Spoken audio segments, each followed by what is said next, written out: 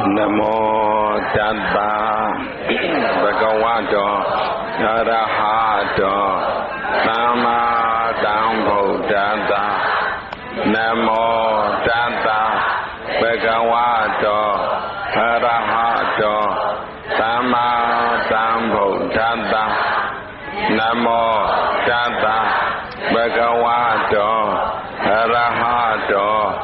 Samma Sambuddhassa သာသနာတော်နှစ်2545ခုကောဇာတက္ကရာ1363ခုဘုဒ္ဓဟိမန္တဆောင်းဥဒုတစောင်းမုံလာပြည့်ကျော်ကနေ့73ရက်ပေါ့2000ခုနှစ်12လပိုင်းဒီဇင်ဘာလကလည်း73ရက်ကြာတာပရိနေ့တိုင်းအပတ်စဉ်တိုင်းကျင်းပတဲ့လမ်းမတော်မြို့နယ်လမ်းမတော်မြို့လမ်းမတော်ကွန်ရင်စီဘုရားရှိခိုးချောင်းဗုဒ္ဓဘာသာတရုတ်ဗုဒ္ဓဘာသာဘုရားရှိခိုးချောင်းအဘိဓမ္မာလက်တွေ့အသုံးချသင်တန်းပေါ့အမဆန်တော့ကိုမှတ်ချထားရင်သိမှာပါဟောတနေ့ကလောဘနဲ့အလောဘနဲ့ပြောခဲ့လောဘနဲ့အလောဘနဲ့ပြောပြီးတော့ခဏအာဒေါသပြောရမှာပေါ့ဟိုတရားကျင့်နေကျင့်ဖို့တော့အဓိကပေါ့ဟိုစောစောကပဲဦးဇင်းတို့ဟိုတိတကူဆရာတော်ကြီးကျောင်းမှာလက်ချပေးနေတယ်ဆရာတော်က3နာရီခွဲကို3နာရီခွဲဆိုတော့ဦးဇင်းမျက်နှာတော့သွားပြရသေးတာ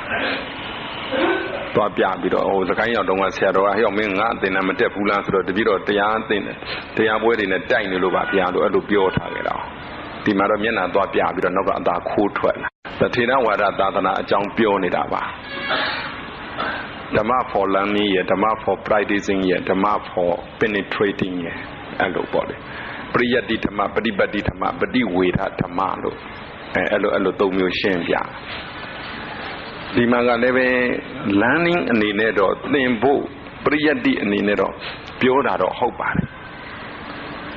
ကြားဘူးမှာပေါ့ဘဟုတုတ္တဆိုတာကြားဘူးမှာပေါ့တုတ္တမယဉာဏ်ဆိုတာကြားဘူးမှာအမှန်ဆိုတာတုတ္တကပါလေကြားတာဒိဋ္ဌကမြင်တာ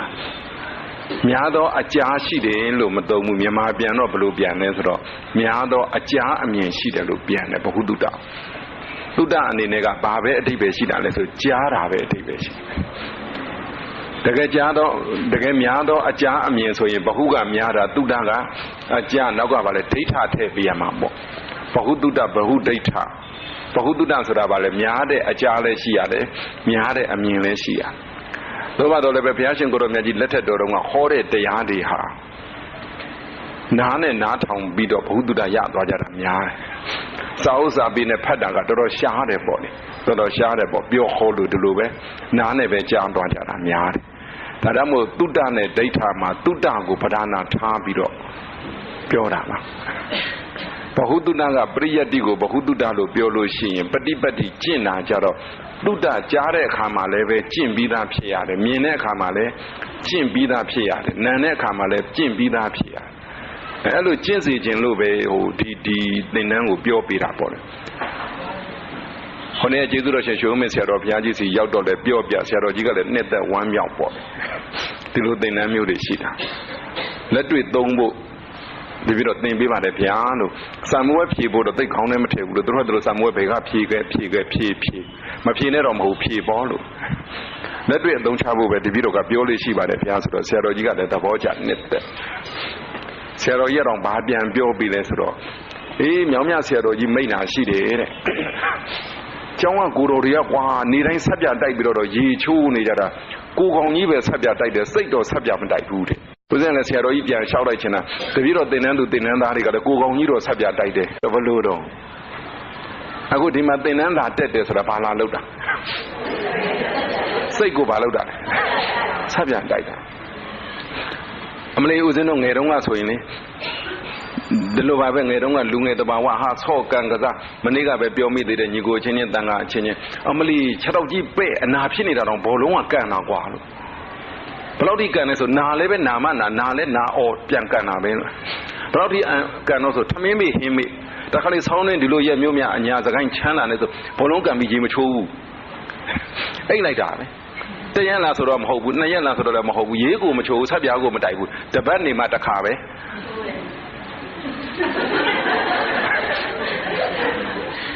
မဦးစင်းတို့ငယ်တုန်းကအကြောင်းပြောတာပါဒီလူတွေကတပတ်ဘယ်နှခါချိုးဟမ် ကိုကောင်ကြီးကိုလားစိတ်ကိုလားဒီလိုစိတ်ကိုဘယ်နှခါချိုးတပတ်ကိုကျန်တဲ့ရက်ကပါလေပေပွားထိုးအိတ်ပေါ့အမလေးသူများဘောလုံးကပေပွားထိုးအိတ်တာကြတော့ရီးတယ်ဘောလုံးကတော့ကိုကောင်ကြီးပေပွားထိုးအိတ်တာကကိုအိတ်ရပဲပွားမှာကိုဝစားပဲပွားမှာတကယ်စိတ်အညစ်အကြေးကိုစင်အောင်မဆေးပဲနဲ့တပတ်တစ်ခါလောက်လျှော်ယုံနေကတော့လေကိုစိတ်အညစ်အကြေးကိုမဆေးပဲနဲ့ထိုးအိတ်လို့ကတော့မိသားစုမှာလည်းပြဿနာဖြစ်တယ်လုပ်ငန်းကိုင်ငန်းမှာလည်းပြဿနာဖြစ်တယ်တပတ်ဘယ်နှခါဆေးမှာဘာလို့လူကောင်ကြီးပြောတာလားစိတ်ပြောတာလားပြောတာမှပဲဒီလိုပြောတာပါလောဘဆိုတာရှိပါတယ်အာလောဘဆိုတာရှိပါတယ်လောဘနဲ့အာလောဘလည်းခဏခဏပြောခဲ့ပါတယ်အရှင်ဘုရားတဲ့လောဘဆိုတာကိုအာလောဘဆိုတာကိုမကန့်ညိတော့ဘူးလို့ပြောရင်မှန်သလားတဲ့လမ်းမှာတင်ကပ္ပိယပြောလောဘဆိုတာဒီကန့်ညိတာလားမကန့်ညိတာလားလောဘဆိုတာကန့်ညိတာအာလောဘကအာလောဘကိုမကန့်ညိဘူးလို့ပြောရင်မှန်ပါသလားဗျာတဲ့မှန်တော့မှန်တယ်မင်းကပြန်ပြီးမယ်လို့အဲ့ဒီမကန့်ညိဘူးဆိုတဲ့အဓိပ္ပာယ်ကရောဘာလဲလို့လိုချင်စရာဝတ္ထုပစ္စည်းအာယုံတစ်ခုခုကိုစတိုလုံးမထားရင်လည်းပဲအာလောဘရဲ့တတ္တိကစတိုလဲလုံးမထားဘူးစတိုလဲလုံးမထားသလိုကိသိမ့်လဲမယူထားဘူးတဲ့မြင်နေတုန်းမှလည်းမြင်တဲ့ကောင်ကိုမသိမ့်ဘူးကြားတဲ့အခါမှလည်းကြားတဲ့ကောင်ကိုမသိမ့်ဘူးအဲ့တော့အာလောဘကိုမကန့်ညိဘူးတခုတည်းပြောရင်တော့မှန်တော့မှန်တယ်အဲ့ဒီမကန့်ညိတာကိုမင်းဘယ်လို definition ပြန်ဖွင့်မလဲလို့လောဘဆိုတဲ့ကောင်ကိုပြန်မြင်လိုက်လောဘဆိုတဲ့ကောင်ကသိမ့်လဲသိမ့်တယ်ယူလဲယူတယ်သိမ့်လဲသိမ့်စီးတယ်သိမ့်ယူလဲသိမ့်ယူတယ်အဲ့ဒါကွာသွားတာပဲလောဘကိုမိမိတို့ကသိနေကြတွေးနေကြဖြစ်နေကြများနေတော့လောဘကိုသိတာရင်လောဘရဲ့သဘောနဲ့အာလောဘဆိုတာဒီလိုလို့မြင်လိုက်ဒါနဲ့မလိုချင်ဘူးဗျာမသိမ့်ဘူးဗျာမသိမ့်ဘူးဗျာဆိုတော့မသိမ့်ဘူးဆိုရင်လောဘမဟုတ်တော့ဘူးလားဆိုတော့မသိမ့်ဘူးဆိုရင်လောဘတော့မဟုတ်ဘူးလို့ဒါပေမဲ့အာလောဘမဖြစ်တာတွေလည်းရှိတယ်လို့လောဘမဟုတ်ဘူးဆိုဒေါသလည်းဖြစ်နိုင်တယ်လေလောဘမဟုတ်ဘူးဆိုမောဟလည်းဖြစ်နိုင်တယ်လေလောဘမဟုတ်ဘူးဆိုရင်တခြားဒိဋ္ဌိတို့ပါတခြားဟိုလောကပရိဒီဝါတွေလည်းဖြစ်နိုင်တယ်လေဒါကြောင့်မို့အာလောဘရဲ့သဘောကိုပြန်နားထောင်ကြည့်ပါအရင်ရက်ကဟာတယ်သေချာအရေးကြီးတယ်အဲ့ဒါလိုလေးတွေတစ်ခုကိုများမိမိတို့ကသဘောပေါက်သေချာသိသွားရင်ဘာဖြစ်လို့သိတာပါပဲရှိတာမယ်သူတို့ကတော့အာဒေါသပြောမယ်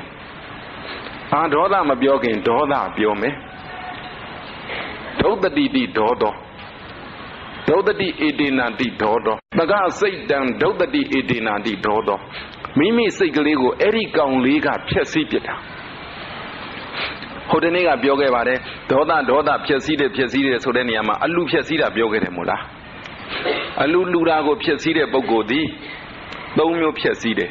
အလူမလူပြအောင်တားရင်အလူခံပုဂ္ဂိုလ်အတွက်လက်လာဘကိုလည်းအန္တရာယ်လုပ်အဲ့ဒီပုဂ္ဂိုလ်မှာဘယ်တော့မှလက်လာဘမရတော့ဘူးစီးပွားမဖြစ်တော့ဘူးပေါ့နောက်တစ်ခုကအလူပေးတဲ့ပုဂ္ဂိုလ်ရဲ့စိတ်မှာဖြစ်မဲ့ကုသိုလ်ဓမ္မကိုဖျက်ဆီးတဲ့အတွက်အဲ့ဒီပုဂ္ဂိုလ်မှာဘယ်တော့မှကိုကုသိုလ်ဓမ္မရဖို့မလွယ်တော့ဘူးသူကိုယ်တိုင်လည်းပဲသူ့စိတ်ကိုသူဖျက်ဆီးလိုက်တဲ့အတွက်ဘယ်တော့မှလည်းပဲတရားရဖို့မလွယ်တော့ဘူးပြန်ပြောမယ်သူများရဲ့လက်လာဘကိုတားမြစ်တဲ့အတွက်ကိုလက်လာဘဆုံးရှုံးတယ်ဘယ်တော့မှလက်လာဘစီးပွားမဖြစ်ဘူးသူများရဲ့ကုသိုလ်စိတ်ကိုဖျက်ဆီးနှောက်ယှက်တဲ့အတွက်မှဘယ်တော့မှကိုကုသိုလ်မဖြစ်ဘူးကိုယ်စိတ်ကလေးကောင်းတဲ့ဓာတ်ကလေးဖျက်ဆီးလိုက်တဲ့အတွက်ကြောင့်မကောင်းတဲ့ဓာတ်တွေဖြစ်တဲ့အတွက်ဘယ်တော့မှတရားမရအောင်ဒေါသဖြစ်နေတဲ့စိတ်နဲ့ဘယ်တော့မှတရားအထုတ်လို့မရအောင်ဒါနဲ့ဘာနဲ့အထုတ်ရမှာလဲဒေါသမဖြစ်တဲ့စိတ်သောသောကပြောခဲ့ပါတယ်ဒေါသဖြစ်တဲ့စိတ်နဲ့ဘယ်တော့မှအထုတ်လို့မရဘူးဆိုရင်အထုတ်လို့ရအောင်ဘာနဲ့အထုတ်ရမှာလဲဒေါသမဖြစ်တဲ့စိတ်ဒေါသမဖြစ်တဲ့စိတ်ကြည့်နော်စကလုံးသုံးတော့တာဒေါသမဖြစ်တဲ့စိတ်လို့ပြောတယ်အာဒေါသကိုမပြောသေးဘူးဒေါသမဖြစ်တဲ့စိတ်ဆိုတာကအာဒေါသပြောခဲ့ပူပါတယ်အာဒေါသဆိုတာကအာဒေါသစိတ်တိတ်လည်းရှိတယ်အာဒေါသစိတ်လည်းရှိတယ်အာဒေါသစိတ်ဆိုတာကဒေါသမတပါတခြားဟာတွေကိုအာဒေါသစိတ်လို့ခေါ်တာလောဘလည်းအာဒေါသစိတ်မောဟလည်းအာဒေါသစိတ်ကုသိုလ်လည်းပဲအာဒေါသစိတ်ဝိဘက်လည်းပဲအာဒေါသစိတ်ဒေါသမှုဒွေးမှာတပါကြံတဲ့89ပါးသည်အာဒေါသစိတ်ကိုအဲ့လိုပြောလို့ရတယ်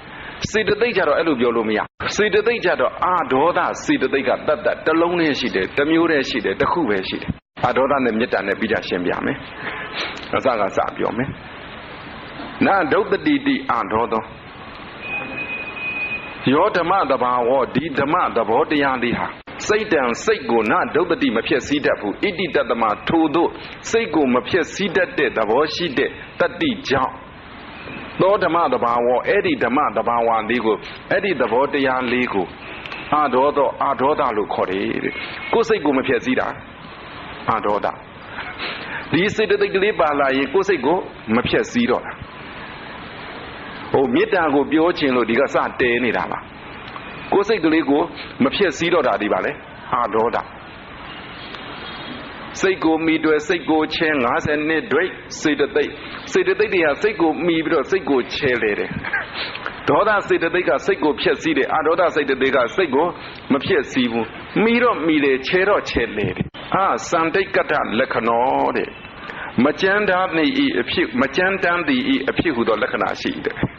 ဒေါသသည်ရှင်ဘက်စိတ်ဓာတ်နှင့်ကိန်းဝရံတတ္တဝါကိုဖျက်ဆီးတတ်တဲ့ကဲ့သို့အဒေါသသည်မဖျက်ဆီးတတ်ထို့ကြောင့်ဒေါသနှင့်ဆန့်ကျင်ကမကြမ်းတမ်းခြင်းလက္ခဏာရှိ၏ဒေါသကကြမ်းတမ်းတယ်အဒေါသကမကြမ်းတမ်းဘူးဟောခုပြောနေတဲ့ဒေါသကစေတသိက်ပါအဒေါသကစေတသိက်ပါစိတ်မဟုတ်ပါဘူးစိတ်မဟုတ်တယ်လို့အမှုအရာလည်းမဟုတ်ပါဘူးနည်းနည်းလေးပြန်ပြောပါမယ်အာဒေါသသဘောကိုနားလည်စေခြင်းလို့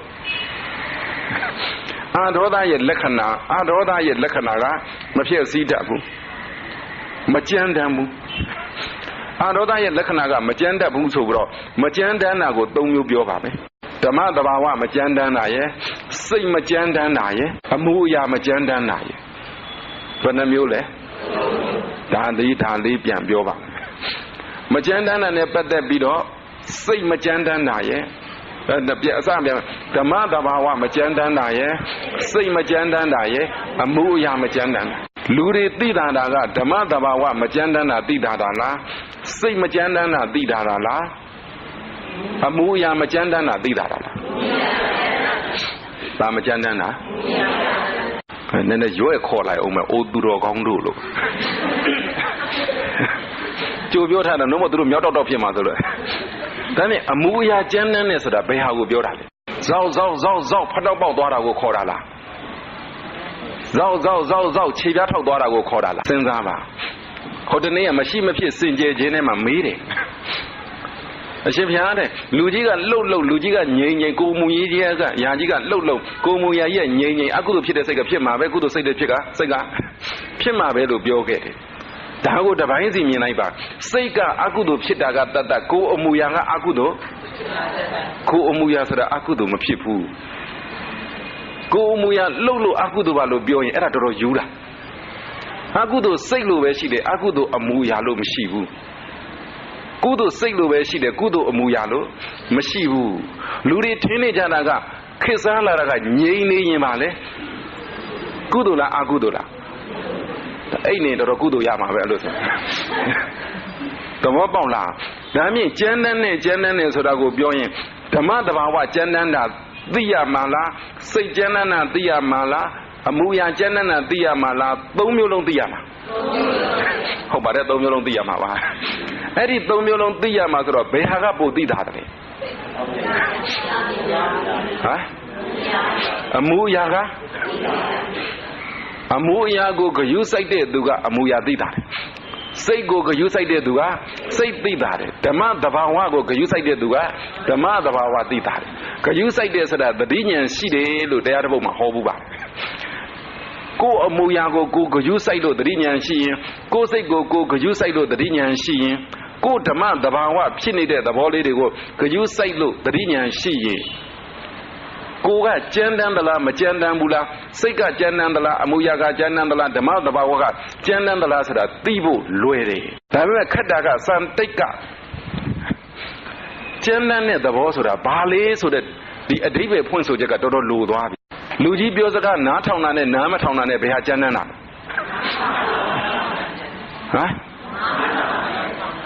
ဘာကြမ်းတမ်းလဲလူကြီးကဆဲနေစောင့်နားထောင်ပေါ့ဟုတ်လို့လားဘလို့နားမထောင်ပါလေ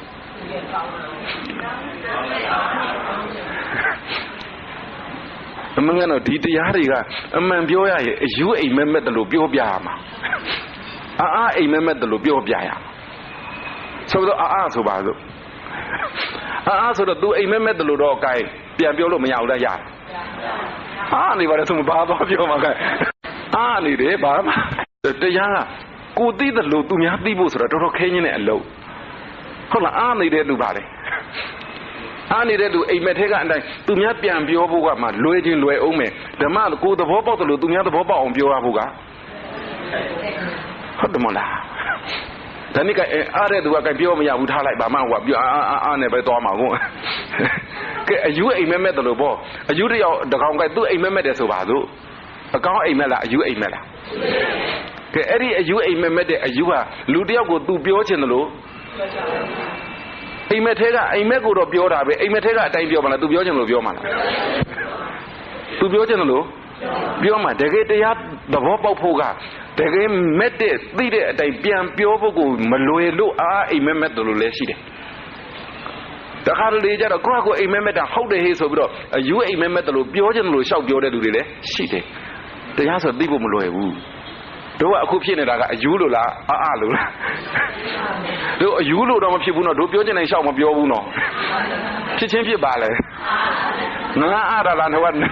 အခုပဲတည်းကြည့်ကျမ်းတမ်းနဲ့ဆိုတာဘာလဲလို့သိရကျမ်းတမ်းနဲ့ဆိုတာဘာလဲလို့ပြောရင်အမူအရာကငြိမ့်ငြိမ်လှုပ်လှုပ်စိတ်ကျမ်းတမ်းရင်ဒီအမူအရာဘာဖြစ်နေလဲ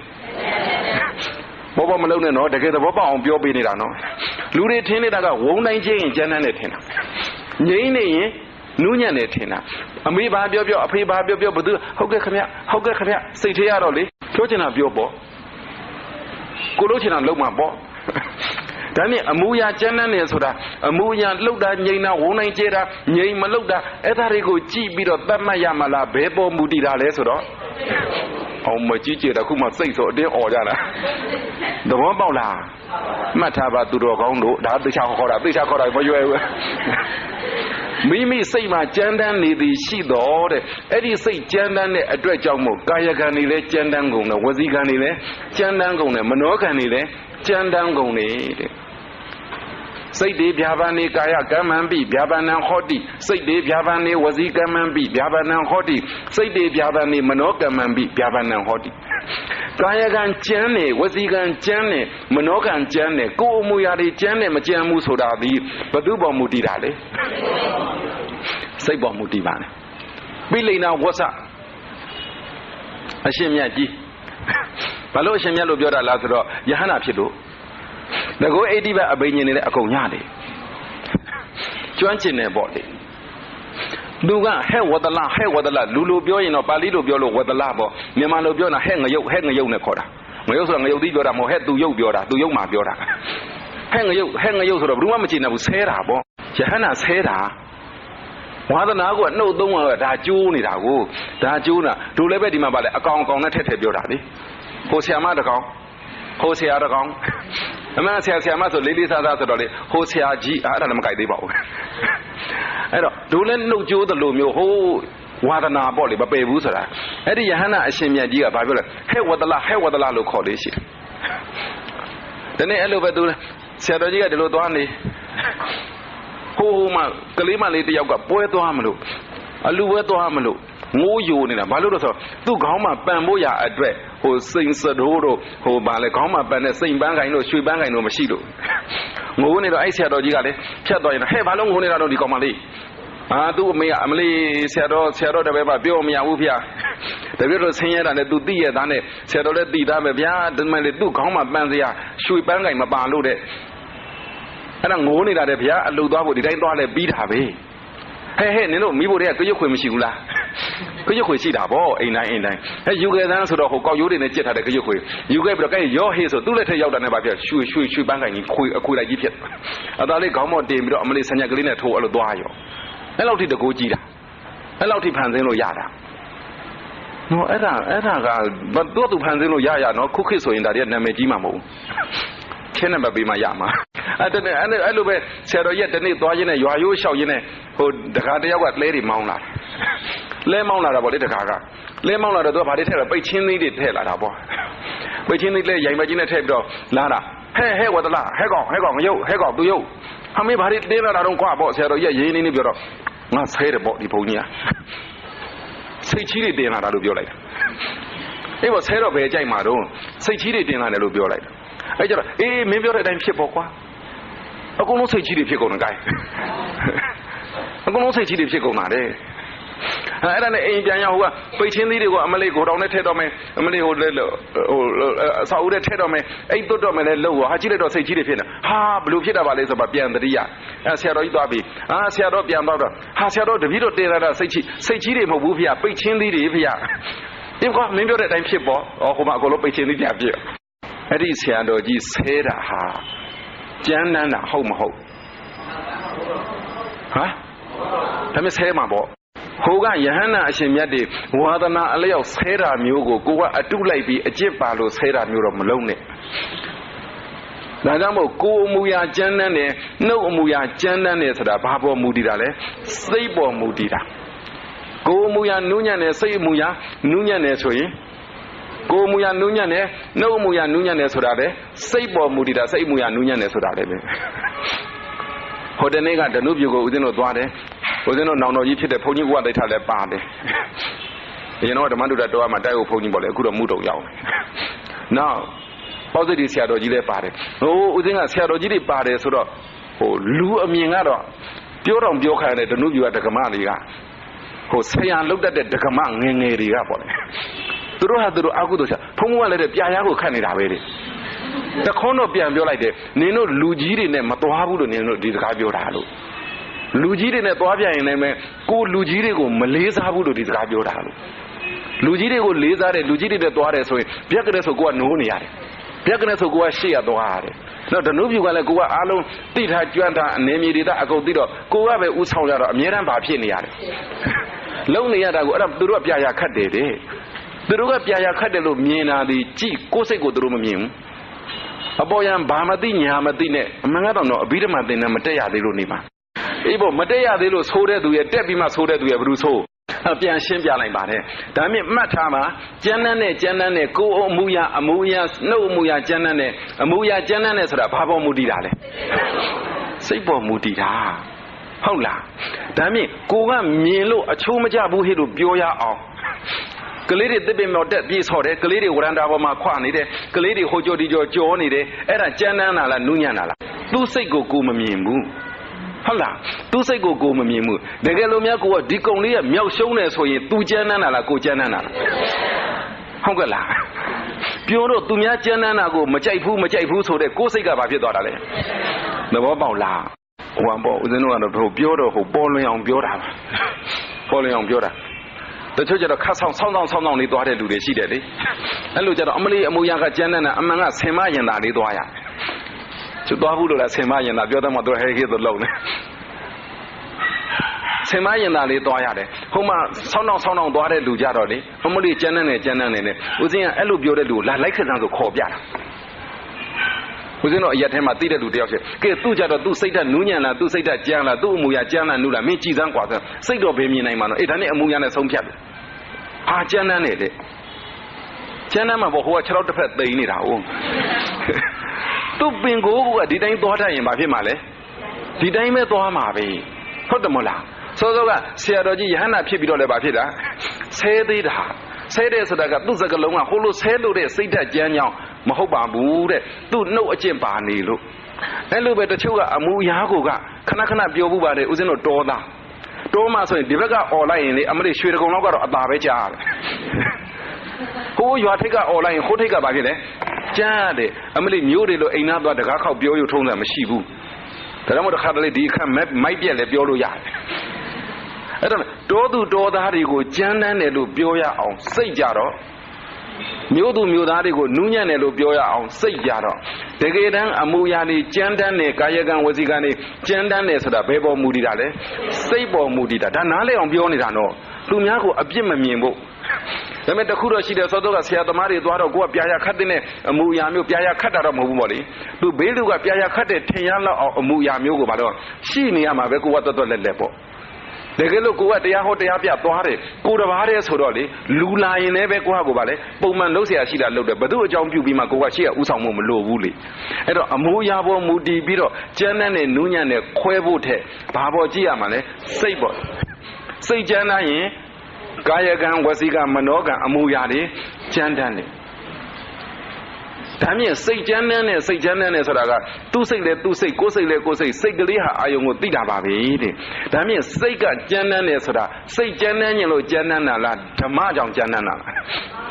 ဓမ္မလို့ခေါ်တဲ့ဓာတ်ကလေးရှိတယ်ဒေါသနဲ့အဒေါသဒေါသကဘာလို့လဲကျမ်းတဲ့ဓာတ်အဒေါသကမကျမ်းတဲ့ဓာတ်ဒေါသကျမ်းတဲ့ဓာတ်ဆိုတာကမြင်သမျှဘယ်ဟာမှအလိုမကျဘူးမြင်သမျှဘယ်ဟာမှသဘောမကျဘူးဒါမြင်ဓမ္မကျမ်းတမ်းတယ်ဆိုတာကဘာမြင်သဘောမကျတာဒီပါဖြစ်လဲကျမ်းတမ်းတာဘာကြသဘောမကျတာဒီကျမ်းတမ်းတာဘာနန္နဘာသာသာဘာတိတိဘာတိတိနောက်ဆုံးဘာမှလက်မခံတာဒီကျမ်းတမ်းတာသဘောပေါက်လားမသိဘူးဘာမှလက်မခံတာဒီကျမ်းတမ်းတာဒါလေးအရေးကြီးတယ်နော်ဟိုအာယုံကိုလည်းအလိုမကျဒီအာယုံကိုလည်းအလိုမကျဟိုအာယုံကိုလည်းမကြည့်ခြင်းဒီအာယုံကိုလည်းမကြည့်ခြင်းဟိုကလည်းမမြင်ခြင်းဟိုကလည်းမစားခြင်းဟိုကလည်းမကြားခြင်းဟိုကလည်းမနမ်းခြင်းဟိုကလည်းမထိခြင်းဟိုကလည်းမသုံးဆောင်ခြင်းဆိုရင်ဘာဖြစ်နေတာလဲကြမ်းတမ်းနေတာအမေကပတ်စံပေးတယ်တငယ်ချင်းမင်္ဂလာဆောင်သွားမယ်ကိုက1000လောက်လက်ဖွဲ့ခြင်းလားအမေက900ပဲယူပါသမီးရဲ့ဆိုပေးလိုက်တယ်ပေါ့ပတ်စံ900ဘာလုပ်ပြစ်လဲပတ်စံ900ဘာလုပ်ပြစ်လိုက်နှုတ်ပြစ်လိုက်တယ်အဲ့ဒါမကြမ်းတမ်းဘူးလားကြမ်းတမ်းလားနှုတ်ပြစ်တာကကြမ်းတမ်းတာလားကြမ်းတမ်းတာလားဓာတ်ကကြမ်းတမ်းတာလားဓာတ်ကြမ်းတမ်းလို့ကိုအဲ့ဒီကြမ်းတမ်းတဲ့အမူအရာတွေဖြစ်သွားတာနှုတ်ပြစ်လို့ကြမ်းတမ်းနေတော့မလုပ်ပါနဲ့တဲ့တခါလေကစုံရက်တင်ပြီးအပုတ်တွေလည်းဘာလုပ်ရတာလဲသဘောပေါက်လားမသိဘူးလူတွေကတရားနယ်ပယ်မှာဒါတရားအထုတ်တာနဲ့ပတ်သက်ပြီးအဓိကထားတာပါတရားနယ်ပယ်မှာဘာလို့ကိုဒီလိုအလွဲခံနေကြမှမသိဘူးဟုတ်တယ်မလားနှုတ်ပြစ်လို့ကြမ်းတမ်းတာလားဟိုဓာတ်ခံကကြမ်းတမ်းလိုက်လို့လားဓာတ်ခံဆိုတာဘာလဲ900ကိုမကြိုက်ဘူးသူ1000လိုချင်တာကိုတကယ်လို့ तू 900လိုချင်နေတဲ့အချိန်မှာအမေက200တည်းပေးရင်လည်းဘာဖြစ်မှာလဲမကြိုက်ဘူးဒါမြင်900လိုချင်တဲ့အခါမှာ900ပေးရင်တော့ဘာဖြစ်မှာလဲကြိုက်မှာအဲ့တော့ तू လက်မခံတဲ့အဆင့်ဟာအဒေါသဒေါသပြောတဲ့နာလက်မခံတာဒီ900လား1000လား200လားဆိုတော့အဲ့ဒါတွေလည်းမဆိုင်ဘူး तू ဖြစ်ချင်တာလေးမဖြစ်ရလို့ကိုလက်မခံနေတာကကျမ်းတမ်းတာပဲသဘောပေါက်လားမသိဘူးသူဖြစ်ချင်တာလေးမဖြစ်ရတာကဘာဖြစ်သွားတာလဲအဲ့ဒီမဖြစ်ချင်တာလေးမဖြစ်ရတဲ့အပေါ်မှာမူတည်ပြီးတော့ဘာလို့ခေါ်သွားတာလဲဆိုတော့ကာယကံတွေလည်းကျမ်းတမ်းတယ်ဝစီကံတွေလည်းကျမ်းတမ်းတယ်မနောကံတွေလည်းကျမ်းတမ်းတယ်လို့ဖြစ်ကုန်တာတကယ်တမ်းပြောရင်သူဖြစ်ချင်တာလေးမဖြစ်ရတဲ့ဒေါသသည်ဖြစ်ချင်တာဆိုတဲ့ကောင်ကြောင့်ဖြစ်ချင်တာကလောဘလေဖြစ်ချင်တာကလောဘကန့်ကြီးတာကလောဘလိုချင်တာကလောဘစသည်အားဖြင့်ပြောခဲ့တော့အာလောဘလေးသာရှိရင်ကျမ်းတမ်းတာမလာတော့ဘူးဘာလို့မလာတာလဲဆိုတော့အာလောဘလေးရှိရင်နောက်အာဒေါသကလည်းလာတော့မှာကိုပြန်ပြောမယ်အမှုအရာကျမ်းတမ်းတာမအားကိုမကျမ်းတမ်းအောင်ကြိုးစားရမှာဘာကိုကြိုးစားရမှာလဲစိတ်ကိုလားဓမ္မကိုလားအဲ့ဒီဓမ္မကိုမကျမ်းတမ်းအောင်ကြိုးစားရမှာအဲ့ဒီဓမ္မကိုလက်မခံအောင်ကြိုးစားရမှာငါကိုစိတ်အနေထားလေးစိတ်ကလေးကဖြစ်လာတဲ့စိတ်ကလေးဟာမိမိမှာသာကျမ်းတမ်းတဲ့ဓမ္မလေးဝင်သွားရင်စိတ်လည်းပြည့်စည်အမှုရာလည်းပြည့်စည်ကျမ်းတမ်းတဲ့ဓာတ်ကလေးဝင်လာရင်စိတ်လည်းကျမ်းတမ်းအမှုရာလည်းကျမ်းတမ်းမကျမ်းတတ်တဲ့ဓာတ်ကလေးဝင်လာရင်စိတ်လည်းမကျမ်းတမ်းအမှုရာလည်းမကျမ်းတမ်းဒါမြင့်ဘာကိုထိမိမိတို့ကကြိုးစားရမှာလဲဆိုရင်ဓမ္မလေးကိုမကျမ်းတမ်းအောင်ကြိုးစားရမှာဟိုလောဘနဲ့ပြောရင်တော့ဓမ္မကိုကလိုချင်နေဆိုတာမျိုးမဖြစ်အောင်ကြိုးစားရမှာဓမ္မကိုကမကြည်နဲ့မဖြစ်အောင်ကြိုးစားရမှာအဲ့ဒါလိုကြိုးစားပြရမှာမေးမယ်အမှုရာကျမ်းတမ်းမိတာရဲ့စိတ်ကျမ်းတမ်းမိတာရဲ့ဓမ္မကျမ်းတမ်းမိတာရဲ့ဘယ်ဟာကသိတာလဲအမှုရာကသိတာတယ်လို့တို့ပြောလိုက်နေတဲ့စောစောကပြောခဲ့ပြီးအမှုရာကိုလည်းဂရုစိုက်ရင်သိတာတယ်စိတ်ကိုလည်းဂရုစိုက်ရင်သိတာတယ်ဓမ္မကိုလည်းဂရုစိုက်ရင်သိတာတယ်ပြောခဲ့ပြီးပြီနော်တို့ပါတော့လည်းပဲအမှုရာချမ်းမှသိတာတာဟာအမှုရာအကျိုးစိတ်ကအကြောင်းအမှုရာကျမ်းမ်းတာဟာစိတ်အကြောင်းအမှုရာအကျိုးကျမ်းမ်းတာဟာစိတ်အကြောင်းကျမ်းမ်းလို့စိတ်အကျိုးကျမ်းမ်းတာဟာဓမ္မအကြောင်းကျမ်းမ်းလို့ တော့ပေါက်လာမသိဘူးတချို့ပုဂ္ဂိုလ်တွေကမှားပြီးမှနောင်တရတာရှိတယ်တချို့ပုဂ္ဂိုလ်တွေကဟေ့မှားစရာကိုမလိုအောင်ငကိုကလေးကသတိရှိတာရှိတယ်သတိအားကွာတာပေါ့မှားပြီးတော့ကိုနောင်တမရတဲ့လူကလုံးဝသတိမရှိတဲ့သူမှားပြီးမှနောင်တရတဲ့သူကထိုက်တဲ့လောက်သတိရှိတဲ့သူမမှားခင်ကတည်းကမမှားအောင်သတိရှိတဲ့သူကသတိအားကောင်းတဲ့သူဒါပေမဲ့မိမိတို့ကစိတ်အမူအရာကိုယ်အမူအရာစိတ်အမူအရာကိုယ်အမူအရာမကြမ်းတမ်းအောင်စိတ်မကြမ်းတမ်းအောင်ဓမ္မမကြမ်းတမ်းအောင်ဆိုတတ်နိုင်ရင်တော့ဓမ္မမကြမ်းတမ်းအောင်မလုပ်ရမလဲကြိုးစားဓမ္မလေးကြမ်းတမ်းလိုက်တာနဲ့စိတ်ကပါကြမ်းတမ်းသွားရင်အဲ့ဒီမှာရပ်နိုင်ရင်ရပ်ပယ်နိုင်ရင်ပယ်ဖြောင်းနိုင်ရင်ဖြောက်ဆက်မဖြစ်အောင်ကြိုးစားရင်ကြိုးစားမကြိုးစားနိုင်ရင်ကိုယ်အမူအရာဘာဖြစ်သွားတယ်လဲကြမ်းတမ်းသွားတတ်တယ်အဲ့ဒီကိုယ်အမူအရာကြမ်းတမ်းရင်တော့ဒါကတော့သိတာလုံးပြီလေသိတာလုံးရင်ကြမ်းတမ်းတာနဲ့ဘာလုပ်လိုက်မလဲရပ်ကိုပြီးတာဟိုဒီမှာကတော့မိဘတွေနဲ့နေကြတဲ့လူတွေများပါတယ်မိဘအသက်ကြီးတာလည်းရှိမှာပေါ့အသက်ငယ်တာလည်းရှိမှာပေါ့ဒါပြောဟိုသားသမီးမရှိတဲ့သူတာရှိရင်ရှိမယ်မိဘကတော့ရှိကြတာများပါတယ်မိဘနဲ့နေတဲ့အခါမှာတစ်ခါလေမိဘတွေအပေါ်မှာကိုယ်ကာယကံအမှုအရာကြမ်းတမ်းမိတာလို့ရှိလိမ့်စိတ်ကြမ်းတမ်းမိတာလည်းရှိလိမ့်အဲ့လိုရှိတာကိုယ်မှာဘာရှိနေလို့လဲတတ်ခံတာဓမ္မကြမ်းတမ်းတာရှိနေလို့ဟုတ်တယ်မလားဓမ္မကြမ်းတမ်းတာမရှိဘူးဆိုရင်လေစိတ်လည်းမကြမ်းတမ်းတော့ဘူးအမှုအရာလည်းမကြမ်းတမ်းတော့ဘုရားတော်ဟိုနေ့ကဓနုပြုမှာပေါ့ဓနုပြုကရွှေရတုသပင်ပေါ့တရားစခန်းအကျိန်90မြောက်ဆရာတော်ဘုရားကြီးရဲ့4နှစ်ပြည့်လဲကျင်းပတာပေါ့အဲ့ဒီဒကမာကြီးတူတဲ့အကျိန်90တရားစဖွင့်အောင်နဲ့သူပဲဥဆောင်တာသူပဲစလူအများကိုလည်းလူအောင်ကြိုးစားအဲ့တော့အကျိန်90ဆိုတွက်ကြည့်ပေါ့တစ်နှစ်ကို2ကျိန်တစ်နှစ်ကို3ကျိန်အဲ့လိုလုပ်ခဲ့တာနှစ်ပေါင်း20ကျော်ပေါ့အဲ့ဒါနဲ့သူ့ကိုဆရာတော်တန်ဃာတော်တွေကသူ့ကိုဘာဆုချလဲဆိုတော့သူဓမ္မကာရီဆိုပြီးတော့ရွှေပေါ့လေတကယ်ရွှေနော်ရွှေတဲ့စိတ်ဆိုတကယ်ရွှေကြီးအဲ့ရွှေတစ်ချက်တန်းလားငါမှုတန်းလားမသိပါဘူးလှမ်းတော့ကြည့်လိုက်တာအဲ့လောက်တော့ရှိမအောင်အဲ့ဒါကြီးနဲ့နာမည်ကိုသူ့အဲ့လိုသူဓမ္မကာရီဆိုပြီးတော့နာမည်ဘွဲ့ပေးတာပေါ့လေသူဓမ္မဆိုတာကကောင်းတဲ့တရားပေါ့လေကာရီကပြုလို့ရှိတဲ့သူပေါ့သူဓမ္မကာရီဆိုတာအဲ့ဒါအဲ့ဒီထဲမှာသူ့ကျေးဇူးတစ်ခုပြောသွားတယ်ဖတ်ပြတဲ့သူကဒီတရားစခန်းကျေးဇူးကိုခဏထားပါနဲ့ဒီဒကမာကြီးဒေါခင်ကြီးကဒီရွှေဦးတောင်းဒေါခင်ကြီးကဒီသူဓမ္မကာရီဘွဲ့ခံတော့ရွှေဦးတောင်းဒေါခင်ကြီးကငယ်ကလေးကသူ့မိဘတွေတက်ရှိထင်ရှားရှိတဲ့အချိန်ထိသူထမင်းစားနေတော့သူအရေးကြီးတဲ့အလုပ်လုပ်နေတော့အဲ့ဒီအချိန်မှာအမေကဟဲ့ဘာလေးလုပ်ချင်နေအဖေကဘာလေးလုပ်ချင်နေဆိုရင်ဟာခဏနေပါအောင်လို့တခါမှမပြောဘူးတဲ့သူကိုယ်တိုင်ကအမေကဘာတဲ့ဆိုရင်စားလက်စအကုန်ရက်အဖေကဗါတဲ့ဆိုရင်ပြောလက်စအကုန်ရအကုန်လုံးကိုအမေသားလျင်ဖယားတဆူအဖေသားလျင်ဖယားတဆူမိဘနှစ်ပါးသားလျင်ဖယားတဆူဆိုပြီးတော့အမြဲတမ်းမိဘကိုဘာဖြစ်လဲလူလီသိမရှိအောင်လှုပ်ကြွေးတယ်မိဘနဲ့နေတဲ့အခါမှာကိုယ်အမူအရာလေးကြမ်းတမ်းတတ်တယ်စိတ်အမူအရာလေးကြမ်းတမ်းတတ်တယ်ဘာလို့လဲဆိုရင်ဓာတ်ခံကကြမ်းတမ်းတာလေးရှိနေသေးတော့တကယ်လို့သာမိမိကဓာတ်ခံကကြမ်းတမ်းတာမရှိပါဘူးဆိုရင်ကိုယ်အမူအရာရောစိတ်အမူအရာရောနော်ဓာတ်ခံမကြမ်းတမ်းရင်မိဘကျေးဇူးကိုသိရင်လည်းမကြမ်းတမ်းဘူးဟုတ်တယ်မလားမိဘကျေးဇူးကိုသိရင်လည်းမကြမ်းတမ်းဘူးမိဘတွေကကိုယ့်ရဲ့ကျေးဇူးရှိနေလောကမှာတလောကလုံးကိုမေတ္တာရှိသလိုကိုနဲ့မိဘနဲ့ထပ်တူထားပြီးတော့မိဘလည်းမလုပ်ရမှာလဲမေတ္တာရှိရမှာကျေးဇူးသိရင်လည်းမကြမ်းတမ်းဘူးမေတ္တာရှိရင်လည်းမကြမ်းတမ်းဘူးတဲ့ဒါကြောင့်မို့အာဒေါသကိုဘာပြောတာလဲဆိုရင်မေတ္တာလို့ပြောကြကျေးဇူးသိတာကြတော့ဟိုအာမောဟပညာနဲ့လာပါလိမ့်မကြမ်းတမ်းတဲ့သဘောတွေကအများကြီးစောစောကပြောသလိုမိဘနဲ့တူတူနေကြတဲ့ပုဂ္ဂိုလ်များဟဲ့နေပါအောင်တော့ဒီမှာဘာလုပ်နေတယ်လို့ပြောတတ်ကြတယ်ဖြစ်တတ်ကြတယ်အဲ့လိုစိတ်မျိုးဖြစ်ရင်ကိုပဲမကြည်ပွားဘူးတဲ့ကြည်ပွားတဲ့တော့မကြည်ပွားဘူးတဲ့ဦးဇင်းတို့ဒီလူတွေကုသိုလ်လုပ်ထားတာအများကြီးပါဒါနလည်းတူခဲ့ဘူးတဲ့သီလလည်းဆောက်တူခဲ့ဘူးတဲ့သမထဝိပဿနာလည်းလုပ်ခဲ့တယ်ဝိဟာရဝဆလည်းလုပ်ခဲ့တယ်တကယ်ပန်းလေးတစ်ဝင့်လူရင်အောင်မှနတ်ပြည်ရောက်ပါတယ်ဆိုတဲ့အကျိုးပေးတယ်လူပြည်မှာလည်းရေလေးတစ်ခွက်လူပိုးရင်စီးပွားဥစ္စာသုံးမကုန်အောင်ချမ်းသာတဲ့အကျိုးပေးတယ်အဲ့ဒီအကျိုးတွေဘာလို့မပေးတာလဲဆိုရင်တဲ့မိဘတွေကိုဟင်းနဲ့ပြင်မရင်အဲ့ဒီအကျိုးပေးမဲ့ဟာတွေမလာဘူးတဲ့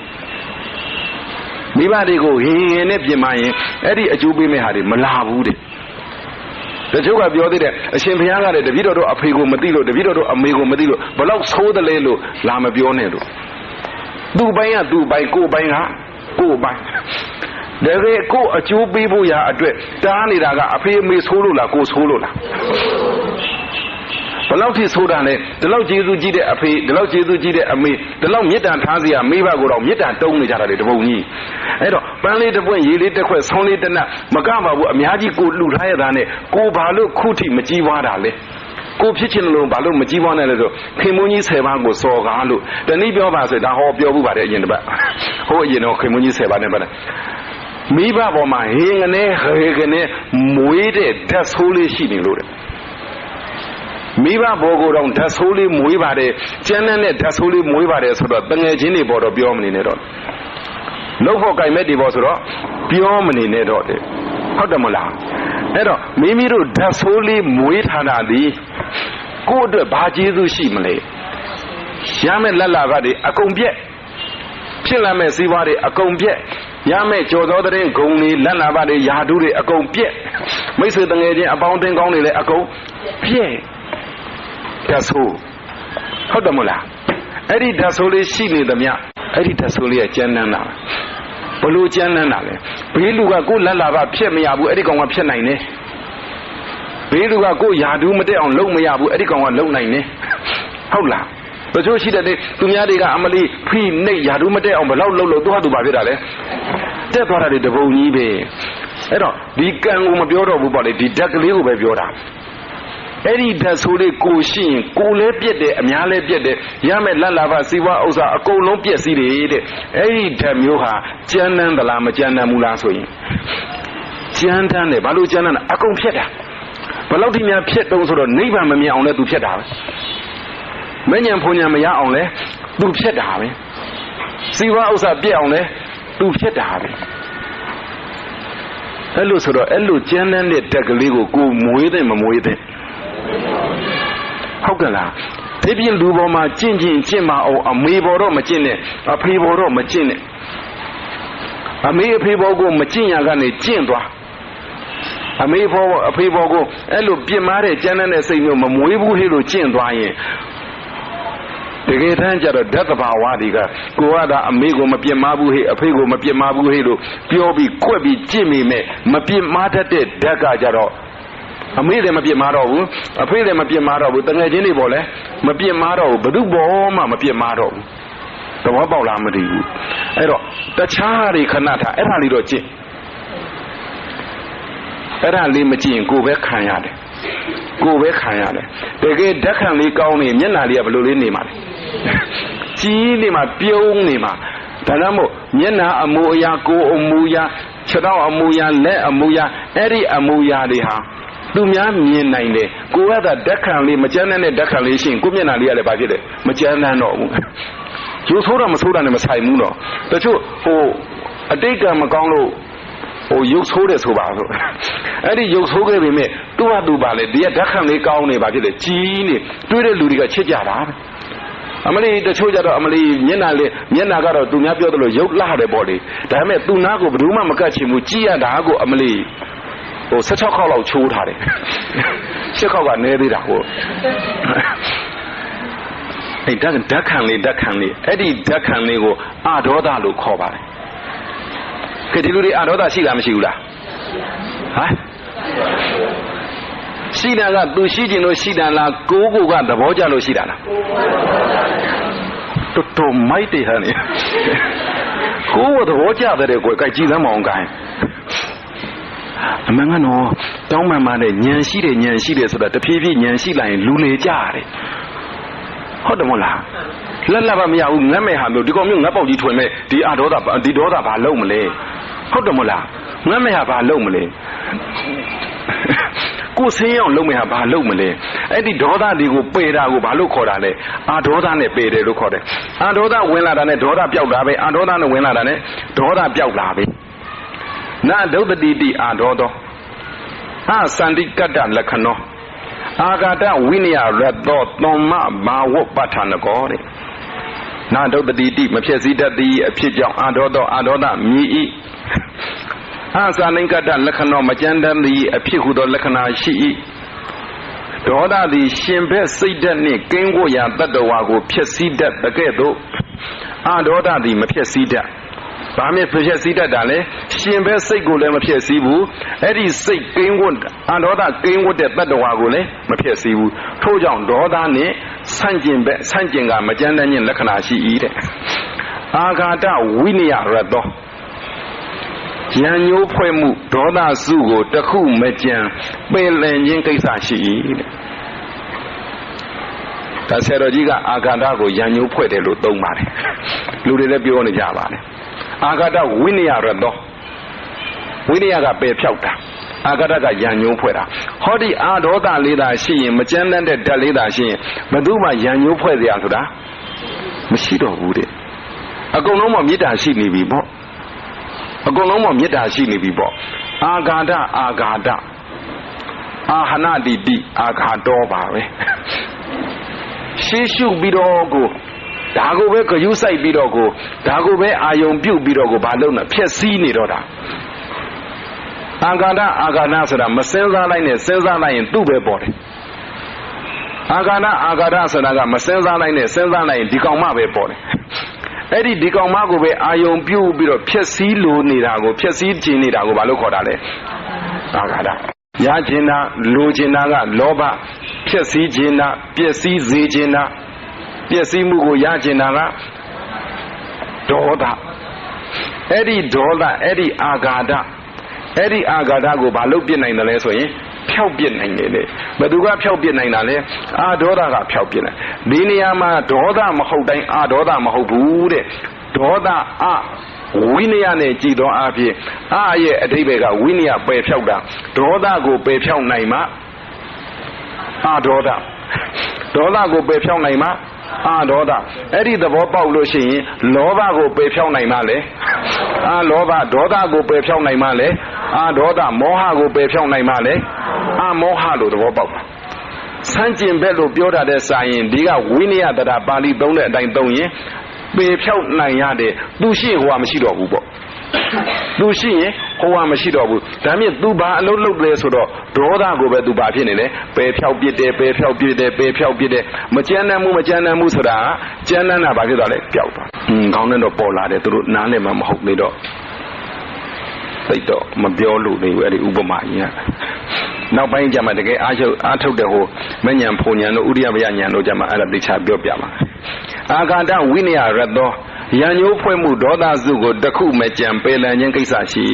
သွန်မဘာဝဥပဌာနကောတဲ့စမ်းလအသွင်ကြည်လင်အေးမြသောတရားဟုယောဂီတို့ဉာဏ်အားထင်လာ၏တဲ့အာဃာတမရှိတော့ဘူးမရှိတော့တဲ့ပုဂ္ဂိုလ်ရဲ့စိတ်မှာသူ့ကိုယ်သူဘာသိလာလဲဟောအရင်တော့ပြောခဲ့ပါတယ်ကုသလအနာဝိဇ္ဇဒုက္ခဝိပါကလက္ခဏာအကုသလဝိဒန္တနာရတ္တယောနိသောမနတိကဝေါဒနာပစ္စုပ္ပထာနံယောနိသောမနတိကာရပရထာနံကုသိုလ်တကယ်ဖြစ်ရင်ကုသိုလ်ဖြစ်နေတဲ့ပုဂ္ဂိုလ်ဟာသူကိုယ်တိုင်သိတယ်ဘယ်လိုသိတာလဲစင်ကြယ်နေတယ်စင်ကြယ်တန်ရှင်းနေတယ်လို့သူကိုယ်တိုင်သိအခုလည်းပဲအာဒေါသစေတသိက်အာဒေါသဓာတ်မိမိစိတ်မှာကိန်းပြီဆိုရင်အဲ့ဒီပုဂ္ဂိုလ်ကသူကိုယ်တိုင်အာဒေါသဖြစ်မဖြစ်သူသိတယ်ဘယ်လိုသိနေတယ်လဲဆိုတော့ကြည်လင်အေးမြတဲ့တရားလို့သူကိုယ်တိုင်ဘာဖြစ်လာလဲသိလာတယ်ကြည်လင်အေးမြတဲ့တရားလို့သူကိုယ်တိုင်သိလာတယ်အာဃာတပယ်လိုက်လို့ကြည်လင်အေးမြတယ်ဆိုတော့အာဃာတကိုသဘောပေါက်လိုက်အာဃာတကပူလားအေးလားပူတယ်ဆိုတော့မီးပူတယ်လို့ပူတယ်လို့ပြောအဲ့ဒါဥပမာပဲရှိတယ်တကယ်မီးပူတယ်လို့ပူတာတော့မဟုတ်ဘူးမီးပူတယ်လို့ပူတာမဟုတ်ဘူးဒါပေမဲ့မီးပူတယ်လို့ပူတဲ့အာဃာတဆိုရင်မီးပူတယ်လို့ကိုမပူတော့တယ်ပါလေသွန်မအဲ့လိုသွားဖြစ်တယ်အာဒေါသစေတသိက်ရှိသွားလို့မကြမ်းတဲ့ဓာတ်ကလေးအာဒေါသဓာတ်လေးအဲ့ဒီပုဂ္ဂိုလ်မှာကိန်းသွားရင်ကြည်လင်အေးမြပြီးတော့မှန်တော့လေဟိုဘယ်လိုခေါ်မလဲပြောကြည့်ချင်တာကဒေါသနဲ့အာဒေါသနဲ့ဘယ်ဟာအဖြစ်များကြတော့ဟမ်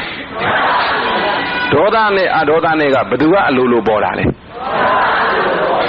အလိုလိုပေါ်တာလားကိုကကျင့်ယူခဲ့တာလားဟမ်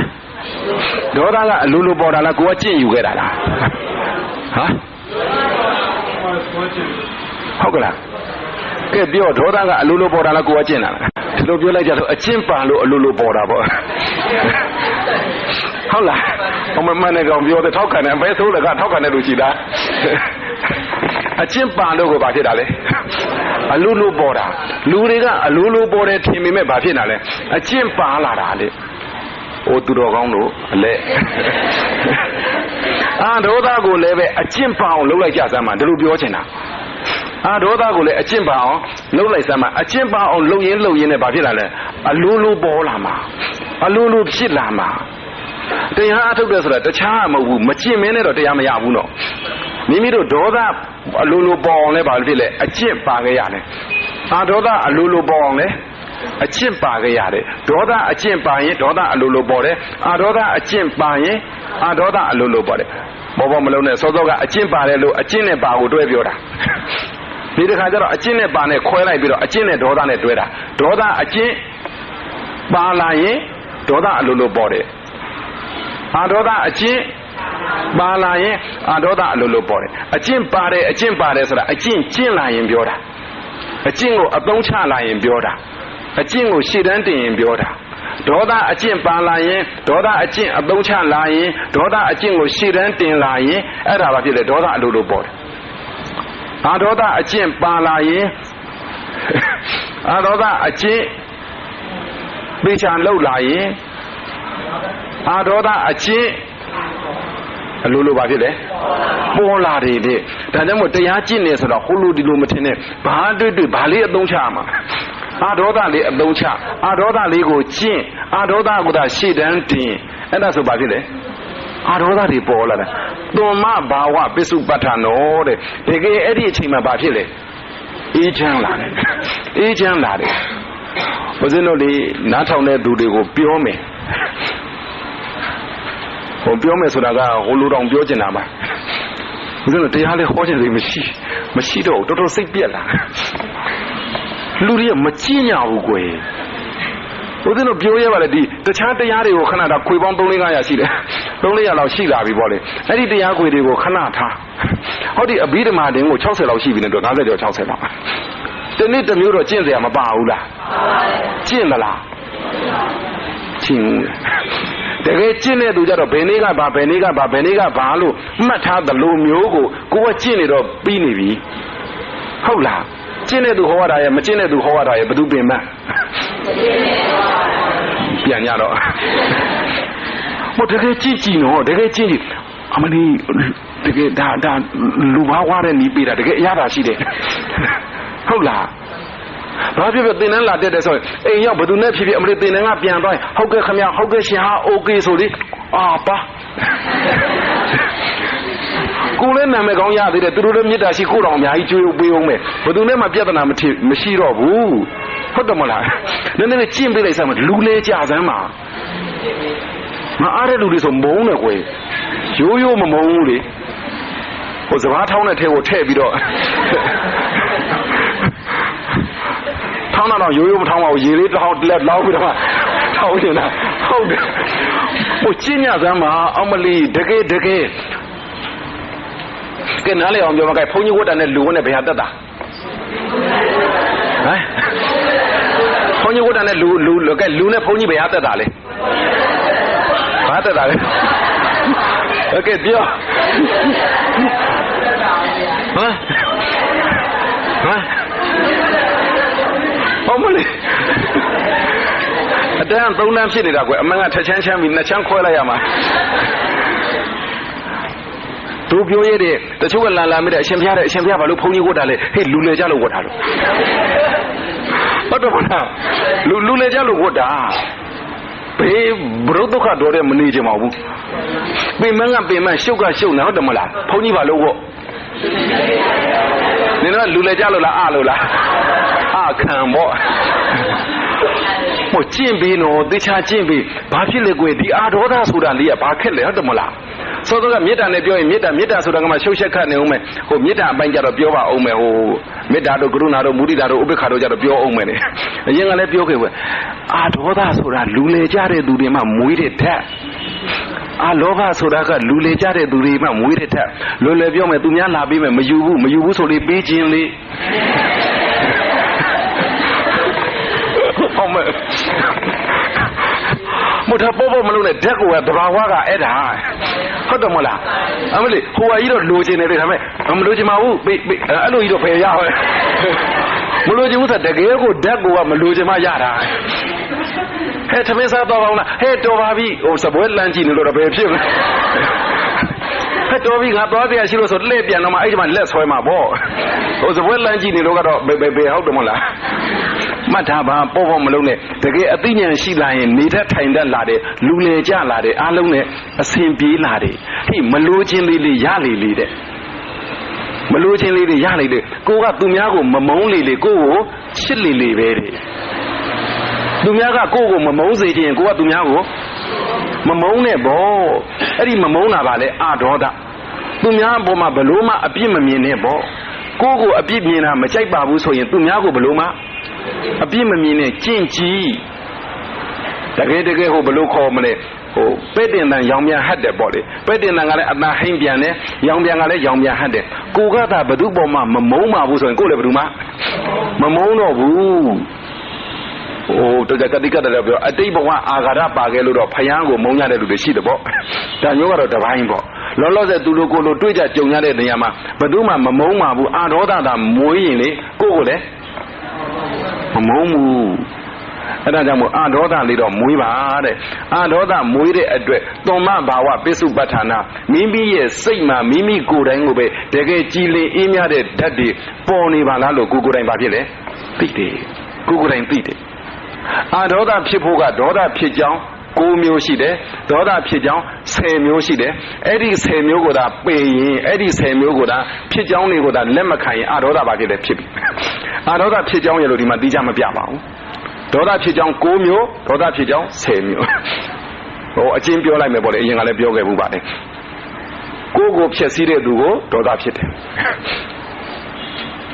ကိုအခုဖြည့်ဆည်းနေတဲ့သူကိုဒေါသဖြစ်တယ်ကိုအရင်တော့ဖြည့်ဆည်းခဲ့တဲ့သူကိုဒေါသဖြစ်တယ်ကိုနောင်ဖြည့်ဆည်းမဲ့သူကိုဒေါသဖြစ်တယ်ကိုချစ်တဲ့သူကိုအခုဖြည့်ဆည်းနေတဲ့သူကိုဒေါသဖြစ်တယ်ကိုချစ်တဲ့သူကိုအရင်တော့ဖြည့်ဆည်းခဲ့တဲ့သူကိုဒေါသဖြစ်တယ်ကိုချစ်တဲ့သူကိုနောင်ဖြည့်ဆည်းမဲ့သူကိုဒေါသဖြစ်တယ်6ယောက်ရမှာကိုနဲ့ပတ်သက်ပြီးတော့3မျိုးကိုချစ်တဲ့သူနဲ့ပတ်သက်ပြီးတော့3မျိုးကိုမုန်းတဲ့သူကိုကူညီနေရင်ဘယ်တော့ကြောက်เสียကောင်းလဲကြည့်ဒေါသကဟုတ်တော့ဖြည့်ဆည်းလို့မုန်းရင်တော်ရဲ့အခုပါလဲကူညီနေလို့မုန်းတာကိုချစ်တဲ့သူကိုကူညီနေရင်ဘာဖြစ်လဲမုန်းနေကိုချစ်တဲ့သူကိုမုန်းတဲ့သူကိုကူညီနေရင်မုန်းနေကိုမုန်းတဲ့သူကိုအရင်တုန်းကကူညီနေရင်လည်းမုန်းတယ်ကိုနဲ့မတည့်ရန်ဖြစ်ဘလို့မှကြည့်မရတဲ့သူကိုမုန်းတဲ့သူကိုကူညီအောင်မယ်ဆိုရင်လည်းမုန်းနေတဲ့ဒါနဲ့အာဒေါသဖြစ်ချင်ရင်ကိုဖြည့်ဆည်းတဲ့လူကိုလည်းမမုန်းနဲ့အရင်တော့ဖြည့်ဆည်းခဲ့တဲ့လူလည်းမမုန်းနဲ့နောင်ဖြည့်ဆည်းမဲ့လူလည်းမမုန်းနဲ့အဲ့ဒါအာဒေါသအဲ့ဒီအာဒေါသကမွေအဲ့ဒီအသိနဲ့သာနေရင်ကိုဘလောက်ဖြည့်ဆည်းကိုဘလို့မှမမုန်းအရင်တော့ဖြည့်ဆည်းခဲ့တယ်မမုန်းဘူးခုဖြည့်ဆည်းနေတယ်မမုန်းဘူးနောင်ဖြည့်ဆည်းလည်းပဲမမုန်းဘူးအဲ့ဒါလိုပဲကိုချစ်တဲ့သူကအခုဖြည့်ဆည်းနေလေအာဒေါသသာရှိရင်ဘလို့မှမမုန်းဘူးအမလေးနေနိုင်လိုက်တာတော့ဒါလေးတော့ဝင်မပြောဘူးဝင်မပါဘူးလို့ကိုဘေးလူတွေကအံ့ဩလောက်တယ်ဘလို့မှကိုကအပြည့်စည်းမခံဘူးလေကိုချစ်တဲ့သူကိုဖြည့်ဆည်းအောင်မှဆိုလဲမမုန်းတော့ကိုမုန်းမကျေနပ်မနစ်သက်တဲ့သူကိုကူညီအောင်မှဆိုလဲမမုန်းတော့ဘယ်လောက်နေလို့ကောင်းမလဲတွက်ကြည့်ပေါ့အဲ့ဒါက9မျိုးပေါ့လေ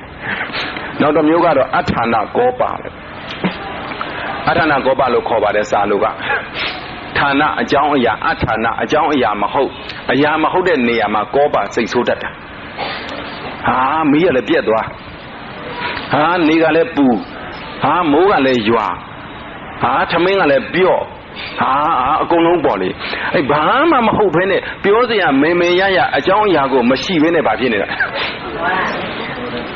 ဒေါသဖြစ်နေတာဟိုမှာပဒါစာရီကြားဘူးမှာဘောပဒါစာရီဘုန်းကြီးတစ်ပါးကပြောတယ်ပဒါစာရီဟာတဲ့မိုးလေးတမိုးရွာလိုက်တယ်မိုးရွာလိုက်တော့သူ့မီးဖွမ်းဖို့ရအတွက်ထင်းလိုတာကိုဒါသားကထင်းလိုက်ရှာမွေကြိုက်သေးအဲ့တော့သားလေးရောငယ်ရောအကြီးရောဟာအဲ့ဒီယောက်ျားဆုံးတဲ့အတွက်ကြောင့်မို့အမလေးခရီးသွားရင်မိဘတွေစီသွားရင်လည်းမလုပ်လဲသေးအဲ့ဒီမိုးရွာလို့ပဲသူတို့ရွှွန့်နဲ့နံရံလောက်ထားတဲ့မိဘနှစ်ပါးတိုက်ပြိုသေးမောင်လဲသေး အဲ့လိုအပူမိတော့ကတွေဝိုင်းပြီးတော့မှဘုရားရှင်ကိုရမကြီးစီရောက်အဲ့ဒီကျမှတရားရတာဟုတ်ဘုန်းကြီးတစ်ပါးကဘာပြောအဲ့ဒါတဲ့အဲ့ဒီမိုးရွာလို့ပဒါစာတိတရားရတာအဲ့ဒီမိုးသာမရွာရင်ရဖို့မလွယ်ဘူးတဲ့ဘုန်းကြီးတစ်ပါးကဘာပြောလဲဆိုတော့ဟေးမိုးရွာမရွာတရားရမဲ့သူကရမှာပဲတဲ့ကဲဒီလူတွေဖြေကြည့်မိုးရွာလို့ပဒါစာတိရတာလားမိုးရွာတာနဲ့မဆိုင်မဲနဲ့ကိုရတာလားဘယ်လိုလုပ်မလဲမိုးရွာလို့ရတာလားမိုးရွာတာနဲ့မဆိုင်မဲနဲ့ရတာလားကဲပြောမင်းညကအဲ့ဒါသားဖား2ယောက်ဝိပဿနာသမားတွေလာတရားမေးကြလျှောက်ကြတော့သူတို့မေးတော့သူကဟာဆရာတော်တဲ့2မျိုးလုံးပေါင်းရတာလေအေးလို့တကယ်တမ်းသေချာစဉ်းစားကြည့်ဝိပဿနာအလုပ်အားထုတ်နေလို့ပြောလိုက်ပါမယ်လို့မိုးရွာလို့ပဲပဒါစာရိယမိုးမရွာလို့ပဲပဒါစာရိယအဲ့ဒီပုံမှာဘာမှညင်းညခုံရစတာမလိုဘူးလို့တကယ်လို့ညင်းနေခုံနေမယ်ဆိုရင်အထာဏကောပါပဲလို့သူရတဲ့လူရသွားပြီပဲဟုတ်တယ်မလားသူရတဲ့လူရသွားပြီပဲမိပြက်မဲ့မိကလည်းပြက်သွားပြီပဲဟုတ်တယ်မလားအဲ့ဒါကိုကအဲ့ဒါအကြောင်းပြုပြီးတော့ခုံအောင်မယ်ညင်းအောင်မယ်အော်အောင်မယ်ဟိတ်အောင်မယ်ဆိုရင်အဲ့ဒါဗာလဲအထာဏကောပါတဲ့တကယ်ပြောရင်အဲ့ဒီအထာဏကောပါကြောင့်ပဲအပေကြကြတာတွေတပုံကြီးအဲ့ဒီအထာဏကောပါကြောင့်ပဲလူတွေတတ်ကြတာတွေတပုံကြီးအဲ့ဒီအထာဏကောပါကြောင့်ပဲအိမ်မှာမနေခြင်းအောင်ကိုစိတ်တွေဖြည့်ပြီးတော့အိမ်မှာတယောက်မှမကတ်တာလဲအဲ့ဒါပဲဘာမှမဟုတ်တာအကြောင်းပြုပြီးကိုလည်းမဆိုင်ဘူးလေဗရာစာတိရမရကိုလည်းပါဆိုင်တော့တို့ရခြင်းလည်းရသွားပြီမရခြင်းလည်းရလို့ရသွားပြီပဲဘာလို့ဆရာလို့သေးတော့ဟုတ်တယ်မလားစောစောကဖလော်ကဆရာမတယောက်နဲ့ပြောတော့ဆရာမပဲမဟုတ်တဲ့ reasonable ဖြစ်ရင်ဒါမှန်တာပဲတဲ့ဟေးဝိပဿနာသမားမှာဘယ် reasonable မှလုံးမနေနဲ့လို့ဟုတ်တယ်မဟုတ်လားမိုးရွာလို့ရသည်ဖြစ်စေမရသည်ဖြစ်စေဘာမှကြောင်တောင်ဖလော်တွေလုံးမနေနဲ့လို့သဘောပေါက်လားသူကသူပြီးသွားပါပြီတဲ့သူရတဲ့သူကရသွားပြီကိုကဓာတွေကိုညင်းခုံနေပြီးတော့အထာဏကောပဖြစ်ဖို့မလိုဘူးတဲ့ဒါမှမဟုတ်ဘူးဘယ်ဟာမှလည်းညင်းဖို့ခုံဖို့မလိုဘူးသေချာတွေ့ကြည့်ဘာမှမဟုတ်ဖဲနဲ့လေ၎င်းနေစံပခါဓာထုခံရတာကိုယ်လည်းမဆိုင်ဘူးသူများရံပွဲဝင်းဖြင်တာနဲ့ကိုယ်ပါလို့ဓာထုခံရတာပဲတွေ့ကြည့်တော့ပြဿနာဖြစ်တယ်ဆိုတာကိုယ်အကြောင်းပြုပြီးအာရပါရဖြစ်လိုက်ရတာရဲ့သူများအကြောင်းပြုပြီးဝင်းပါလို့ဖြစ်ရတာရဲ့ဘယ်ဟာကောင်းသူတို့လူလေကြပြီသူတို့လူလေကြပြီအမအေးဘောလေဒီမှာတစ်နှစ်ကျော်လာပြီဒါတော့လဲလာမှာပါအဲ့ဒါအဘိဓမ္မာသင်တဲ့ကျေးဇူးကြီးမကြည့်တာလှမ်းစစ်လိုက်တာပြဿနာနဲ့လှမ်းထားတာသူတို့ဝင်မပါတော့ဟုတ်တယ်မလားဘာအကြောင်းကြောင့်ပဲဖြစ်ကိုဝင်ပါဗျာမလိုဘူးတဲ့ဝင်ပါလဲဆိုမိုးရွာလဲဝင်ပါနေပူလဲဝင်ပါမီးပြက်လဲဝင်ပါရေမလာလဲဝင်ပါသားဆိုးလဲဝင်ပါသမီးဆိုးလဲဝင်ပါအကုန်လုံးဝင်ပါနေတာနောက်ဆုံးကုံပြောမယ်ဗဒါစာတိတရားရတာတော့ဘာကြောင့်ညကြောင့်လဲကိုယ်နဲ့ဘာဆိုင်ဟုတ်တယ်ကိုယ်နဲ့ဘာဆိုင်တော့ပြောတတ်မောင်ကိုင်းတတ်သူရသွားပြီလေဘာလို့ရတာဆိုရခြင်းလို့ကိုရသွားပြီအဲ့လိုမိဘာလို့ပြက်နေပါလို့ဘူးပြီးတာပဲအဲ့ဒါဆိုတော့မိုးပါလို့ရွာပြီးတာပဲသူအကြောင်းဆုံးလို့သူအကျိုးဖြစ်သူဟာသူဖြစ်သွားတယ်ဘယ်မလဲကိုစိတ်ဆိုးစရာအဲ့ဒါဟာအာဒေါသအတိုင်းဝိုင်းပါပဲတဲ့ဟိုလိုမေတ္တာအာဒေါသလို့မပြောတော့လဲပဲအာဒေါသရဲ့တတ္တိဟာမေတ္တာလို့တခုတည်းမပြောလိုက်နဲ့အာဒေါသရဲ့တတ္တိဟာဘယ်ဟာကိုမှအထာဏကောပမဖြစ်ပါဘူးတဲ့အထာဏကောပလေးသာလက်ကင်ထားဆိုတာအရာရာမှာဘာဖြစ်ဖြစ်စိတ်ဆိုးလို့ပြောတာမဟုတ်ဘူးအထာဏကောပကိုတို့